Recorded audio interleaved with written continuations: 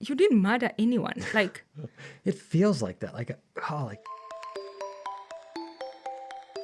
I think we end up treating others the way we treat ourselves without quite noticing it. Like me, who I do a lot of like blame and shame to myself, then of course I'm going to do that to others. Or if I do it to others, of course I'm going to do it to myself. I'm a little different. I let it go quickly or I just apologize. I'm just not willing to add more wounds into my life. Yeah.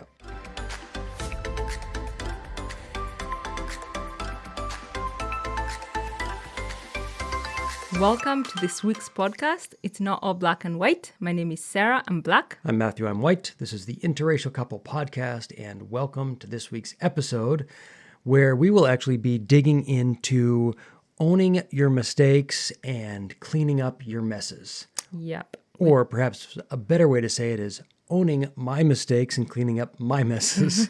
That way I can take full ownership and responsibility. Like we had to do it yesterday. We did. Yeah. So, and we get to kind of go into even a little bit of kind of bring back some other fun little mistakes or big servings of humble pie, as we like to say here in the U.S.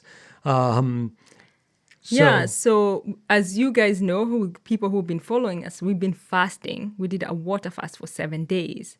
And the 8th day, we had to go have breakfast. Or watch other people eat, and other people being his brother and his wife. Well, we talked about our living situation. We're staying at their cabin. So there were things that we needed to talk about, rent, how long we're going to be here, and just other family stuff, because I have actually never lived closer to them. And it did not go very well. It did not. And I have to kind of take most of the responsibility for that. In that they had kind of presented some ideas and they just didn't sit that well with me.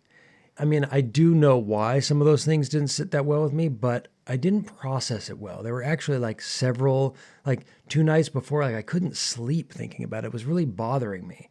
But I just didn't process it very well. There are times where things, like even afterwards, I was like, I don't know, even I said to you, like that night, I just didn't sleep. And I was like, I don't know why this is bothering me. It's not that big of a deal, but it is. And I had my reasons. But then I sort of came to a certain resolve about where I stood. And then we kind of marched in there and I'm like, this is what I think. And this is what I feel. And this is what I need. We were so right. Like we knew like what we were presenting was like what we needed, and like our way was the highway. Yeah. So much so that in fact, there was basically almost like a capitulation on their part. Like, fine, if that's the way you need it to be, fine. I just don't want to deal with this anymore.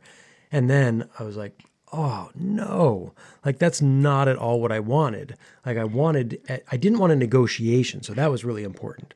But I also didn't want anyone to capitulate. Yeah, we actually didn't get to hear their side. I think after we presented our way in the way that we did, they were just like, okay, then I don't think there was we didn't leave room for them to give us their opinion or their perspective. They were just like, okay, you win. And then we left and it was great. And I was like, I asked you, I was like, I don't know if that went so well. So we came back home, we ate. Important. And then we did a meditation and we both woke up and we were like, actually what we did was not good. Yep. And we were like, should we call them? Should we text them? Or should we just show up? They live 20 minutes away from us and apologize and be like, the way we showed up this morning was not okay. Yep. And we were kind of assholes. We didn't bring our best self to you. And I think you just said that, we didn't give them the space to share where they were coming from and what was important to them, which extra frustrates me because that was actually something that I had really been holding as necessary. Like, make sure there's a space to listen to the needs of others. I just finished reading Nonviolent Communication by Marshall Rosenberg, and I was like, oh, listening to the needs of others, like that's really important. I have to listen to my needs, but I have to listen to the needs of others. And then completely obliterated and forgot about that. And it's easy to say I can like blame that on the fact that I basically hadn't eaten for 7 days. But that's also just an excuse. It is an excuse. And maybe even less than an excuse. What it is a very clear sort of picture of a saying from the Marines, which is that you don't rise to the occasion, you fall back on your training or preparation.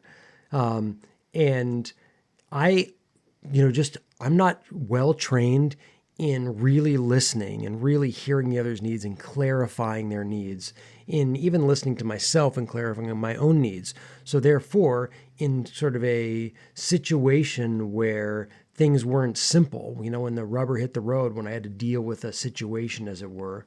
Well, now it's, I fell back onto my habits, and there was no way to rise to that occasion. Yeah. So we got into the car and afterwards, and we just drove to their house, and we were like, guys, we're here.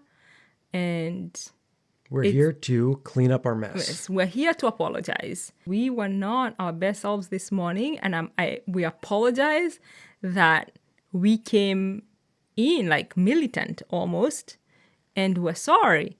And my sister-in-law just started laughing. Like, she was just like, yeah, like, keep going. Yeah, right, because Robin, my brother, was like, oh, don't, like, no, like, it's fine, like, I get it. And yeah, she said, no, don't cut him off. I like, let it keep going. Which was so embarrassing. And I just was like, sometimes it's like embarrassing for me, but if that's what's gonna take for me to clean up this relationship so that I don't make enemies with them, I don't think necessarily I would ever make enemies with them, but they will know that I actually don't listen to their needs, know? And I just don't want to walk through life like that. Yeah. So I was like, it's embarrassing, but I gotta do it, and I apologized, and they were like really nice, and they were ready, and they told us like, yeah, like you were know your best self this morning. Yeah. Like, and what was even kind of like better in some ways is that a friend of theirs had shown up my God. at the same time as we did, about like a little bit afterwards. We told them, hey guys, we're here. We went and sat down in their yard because social distancing. And so we're waiting. And then another friend came with like some beer and cheese. And we just start kind of like chatting, and then we're all kind of having fun. We had to be like, hey guys, like, we know we can't show up unannounced. And this is why. And we actually had to go through this whole like humble pie eating contest with a witness. Yeah, in front. How was that for you? Because to me, that was powerful. To me, the whole experience was embarrassing. And then to do it in front of their friend there was like more embarrassing. But it was good because I feel like he was a witness to like my humble pie eating. But I was just like, I wasn't going to let that stop me either. I was just like, I'm going to do this. I'm committed in my life to clean up messes as I go, because I will create them. I'm human. I'll make mistakes. But I think like I'm committed to taking responsibility for pain that I cause onto others. Yeah. So I was just like, it's going to happen. But I cannot say it was comfortable. But it wasn't comfortable. And I definitely go into like blame and shame to myself. Right. So for the few days leading up to it, I was like really kind of like, I was frustrated with them. Not to say there weren't some okay reasons or whatever, completely unnecessary. Like, they were totally valid, and their points were 100% valid. My points, I don't know, let's say 100% valid too. 20% valid. Let's put it that way. My point is that at the beginning, before we had a conversation, it was like I had some of my frustrations geared towards them. And then afterwards, I like magnified that tenfold back onto myself. And then I was totally obsessing with the way that I had dealt with it, the way I'd handled it, even feeling like shame about some of my feelings about it. And that to me is like not great, because now I'm also in that next process was dishonoring myself, because I also do have some needs, and I think that's valid. And then it's like in that movie Before Midnight, where Julie Delpy and Ethan Hawke are arguing, and like you seem like, oh, he's right, and then he says something really dumb, and all of a sudden he's totally wrong, And so it's like really bringing some of that clarity and then getting rid of any of that like shame and the blame. Because what you said, like about cleaning it up, is if it's not clean, it's easy to either have blame or shame. Yeah. Either it's going to happen. Either you're gonna blame them and be annoyed with them, or you're gonna feel embarrassed and shameful about you. Yeah. So to me, like a moment of just sitting down, just being like, let's go over there right now and clean this up. And then I slept great last night. Yeah. So what? Like, it's a few minutes of like embarrassment. Yeah. You give up your point of view and you have people in your life. Mm-hmm. Because I think when we got up from the meditation, I think one of the questions was like, I had to do some work because it's been 7 days of fasting. And so it was kind of hard to work. I had been weak and I really wanted to get some work done for my business. But I was like, what's more important? Yeah. Relationships or making money, which is business? And I was like, in this moment, relationship is more important. So I was just like, let's go. Like, I'm just gonna, if need be, we're gonna sit there for 3 hours until we come to an agreement. But there wasn't, even when we got there was no discussion because we didn't go there to clarify. We went there to apologize. Right. And so after we were done, it was done. Yeah. Took 10 minutes tops. Yeah. And it wasn't only so much, it wasn't only so much that, it was that because, were there things that if I could have gone back and started at the very beginning, I think I would have had more of a discussion.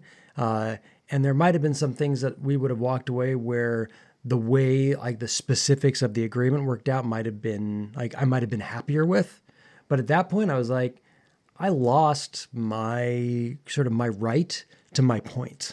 I gave that up. And just being able to let that go and say, you know what, I'm going to let it go 100%. I just own my mistake. I'm going to eat a little bit of like whatever was important to me because I can't let it be important to me because I did that thing like that Ethan Hawke did in that movie where I was like, I just messed it up, so now I can just let that go. So yeah. And so I think, I don't know, I just feel like this is part of life. You make mistake, you own your mistake, take 100% responsibility.